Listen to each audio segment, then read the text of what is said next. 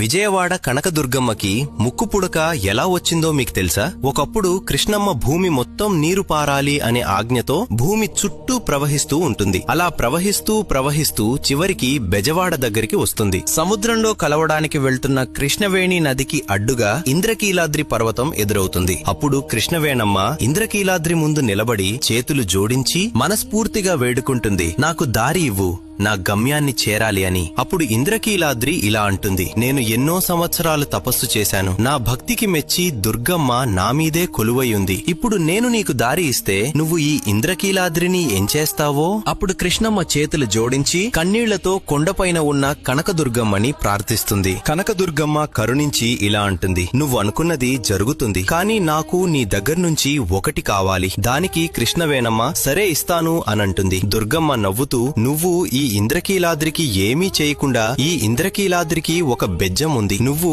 ఆ బెజ్జం నుండి ప్రవహించు అని చెబుతుంది. దానికి కృష్ణవేణమ్మ అంగీకరించి నీకు నా దగ్గర నుండి ఏం కావాలి అని అడగగా దుర్గమ్మ నవ్వుతూ, నాకు నీ ముక్కు పుడక చాలా నచ్చింది, దాన్ని నాకు అరువుగా ఇస్తావా అని అడుగుతుంది. దానికి కృష్ణవేణమ్మ సరే అని ఆమె ముక్కు పుడకని తీసి దుర్గమ్మకి అరువుగా ఇస్తుంది. అలా ఇస్తూ ఇలా అంటుంది, ఈ కలియుగం అంతం అయ్యే సమయంలో నేనే కొండ మీదకి ఎగసి నా ముక్కు పుడకను తిరిగి తీసుకుంటాను అని చెప్పి ఇంద్రకీలాద్రికి ఉన్న బెజ్జం ద్వారా కృష్ణవేణమ్మ ప్రవహించి సముద్రంలో కలిసిపోతుంది. అప్పట్నుంచి ఆ బెజ్జం వాడగా పిలువబడిన ప్రదేశం ఇప్పటి బెజవాడ, విజయవాడగా మారింది. ఎప్పుడైతే కృష్ణానది నీళ్లు నిజంగా అమ్మవారి ముక్కు పుడకను తాకుతాయో అప్పుడు ఈ ప్రపంచానికి ప్రళయం వస్తుంది. అప్పుడు కలియుగం అంతమవుతుంది అని పెద్దలు నమ్ముతారు. దుర్గమ్మ అంటే మీకిష్టమా? జై దుర్గాదేవి అని కామెంట్ చేసి సబ్స్క్రైబ్ చేసుకోండి.